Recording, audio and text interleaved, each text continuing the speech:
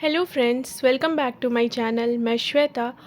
आज मैं आपको बताऊंगी इम्पॉर्टेंस ऑफ अचीवमेंट टेस्ट और टाइप्स ऑफ अचीवमेंट टेस्ट।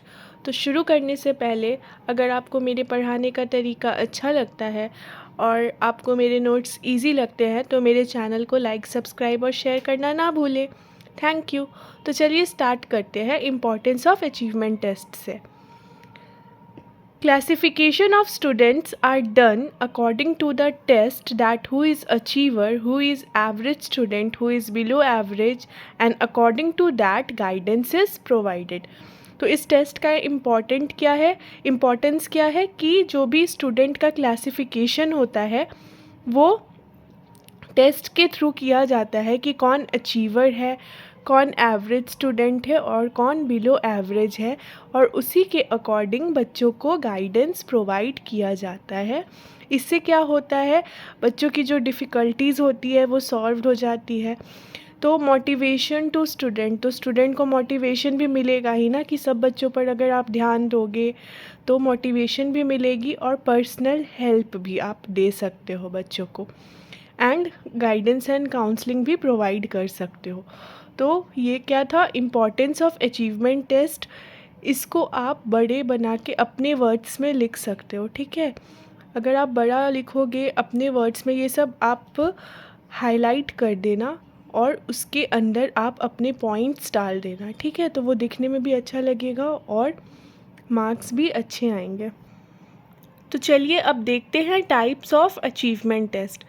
तो there are mainly two types of achievement test, standardise test and teacher made test, ठीक है। तो एक और बात मैं आपको बताऊंगी, आप अपने आंसर्स में ना जितने थोड़े बहुत फ्लो चार्ट या थोड़ा डायग्रामेटिक रिप्रेजेंटेशन करोगे ना तो वो थोड़ा अट्रैक्टिव लगता है और वो मार्क्स भी आपको दिलवाने में हेल्प करेगा। जैसे कि ये दो टाइप्स है तो इसका आप इस तरीके से फ्लो चार्ट बना के भी दिखा सकते हो, ठीक है। तो ये छोटी छोटी बातें आप याद रखिएगा।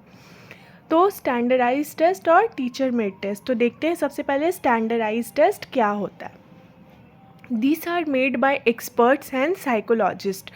तो ये जो स्टैंडर्डाइज टेस्ट होता है वो एक्सपर्ट्स और साइकोलॉजिस्ट द्वारा बनाया जाता है। They are constructed according to certain rules and principles. इसके सर्टेन रूल्स होते हैं, ठीक है। These are made for different classes and subject. हर सब्जेक्ट और हर क्लासेस के लिए अलग अलग होते हैं, ठीक है, ये टेस्ट। फिर this are mainly types of test for a class and subject.